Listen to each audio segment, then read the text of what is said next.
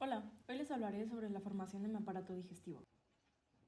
Gracias al plegamiento cefalocaudal, una parte de mi endodermo se gastrula y forma el intestino primitivo. Después en mi zona cefálica y caudal se forma un tubo generando el intestino anterior y el intestino posterior. Por un periodo de tiempo, mi intestino medio se conecta con mi saco vitelino, gracias al conducto vitelino. Para poder comprender la formación y el desarrollo de mi intestino primitivo, te lo explicaré en 4 secciones. La primera sección es el intestino faríngeo, el cual va desde mi membrana bucofaríngea hasta mi divertículo respiratorio. La segunda es el intestino anterior, el cual va de mi divertículo respiratorio hasta el divertículo hepático. Su irrigación viene del tronco celiaco. La tercera sección es el intestino medio. Este inicia en mi yema hepática y se extiende hasta la zona media del colon. Cuando crezca un poco más, esta parte del colon se llamará colon transverso. Su irrigación viene de la mesentérica superior. La última sección es el intestino posterior. Este inicia en mi próximo colon transverso y termina en mi membrana cloacal. Su irrigación viene de la mesentérica inferior. Es importante que les mencione que el endodermo es el que produce el revestimiento epitelial del tubo digestivo y que el músculo, tejido conectivo y los componentes peritoneales de la pared intestinal provienen del mesodermo visceral.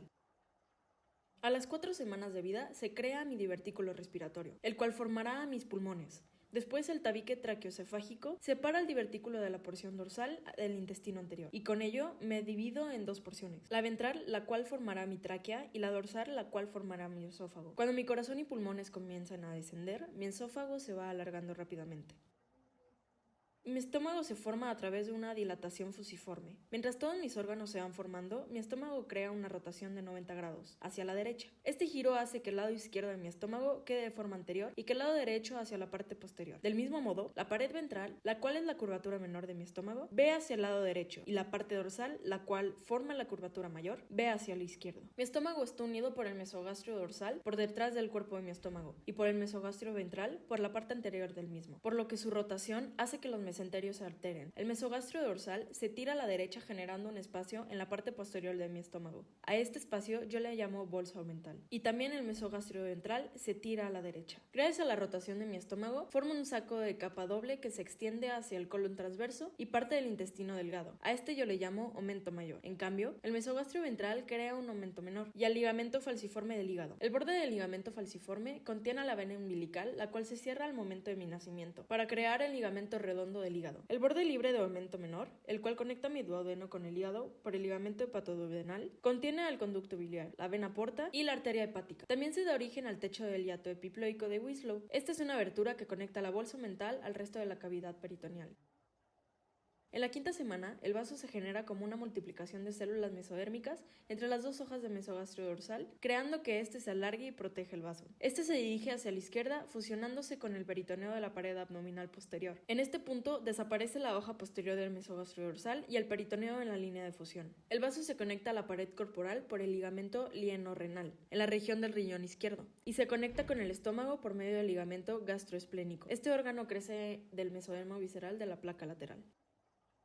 Cuando mi estómago comienza a girar, mi duodeno se posiciona en una forma de C y comienza a girar a la derecha. Mi duodeno y el crecimiento rápido de la cabeza del páncreas ejercen presión contra la pared dorsal de mi cuerpo y con esto desaparecen 2 capas, el mesoduodeno dorsal y el peritoneo adyacente, y eso hace que la mayoría de mi duodeno, excepto una porción del duodeno que yo llamo bulbo duodenal, y la cabeza de mi páncreas queden en una porción retroperitoneal. En el segundo mes, la luz de mi duodeno se oblitera cuando las células de las paredes comienzan a multiplicarse y este después se recanaliza. El intestino anterior está irrigado por la arteria celíaca y el intestino medio por la arteria mesentérica superior. Las ramas de ambas arterias son las que van a irrigar a mi duodeno.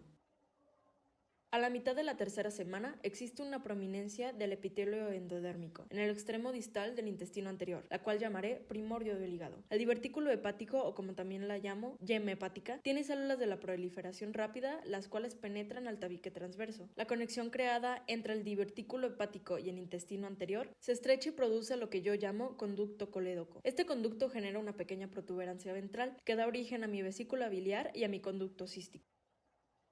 El páncreas se genera desde 2 yemas, una dorsal y una ventral, y se origina en el endodermo que reviste el duodeno. Mi yema pancreática ventral se desplaza dorsalmente y termina quedando debajo y detrás de la yema dorsal. Mi yema pancreática ventral me ayuda a formar el proceso o apófisis unciforme y la parte inferior de la cabeza del páncreas. El resto de mi glándula se compone gracias a la yema dorsal. El conducto pancreático principal, o como yo también lo llamo, conducto de Wirsung, se compone de la parte distal del conducto pancreático dorsal y el conducto pancreático ventral. En En ocasiones, este conducto se oblitera. En caso de que eso no suceda, se queda como un canal pequeño, el cual yo conozco como conducto pancreático accesorio o de Santorini. Junto con el colédoco, el conducto pancreático principal entra al duodeno.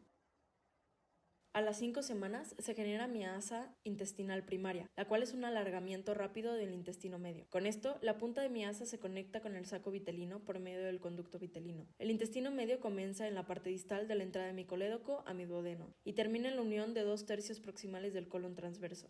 Mi intestino medio lo irriga la arteria mesentérica superior. Mi intestino medio comienza a girar 270 grados contrarios a la manecilla del reloj, en un eje creado por la arteria mesentérica superior. El alargamiento del asa sigue con su camino y el yeyuno e ilion forman varias asas enrolladas y el intestino grueso también comienza a alargarse. En la 6ª semana aparece una pequeña dilatación en la parte caudal del asa intestinal. A esta yo la conozco como yema cecal y es la última parte del intestino en regresar a la cavidad abdominal después de la herniación. Primero se ubica por debajo del lóbulo izquierdo del hígado y desciende al interior de la fosa ilíaca. Después de esta yema cecal forma un pequeño divertículo que yo llamo apéndice y en ocasiones se localiza en una porción retrocecal o retrocólica. La creación de mi intestino posterior da origen al tercio distal de mi colon transverso, mi colon descendente, colon sigmoide, recto y la parte superior de mi conducto anal.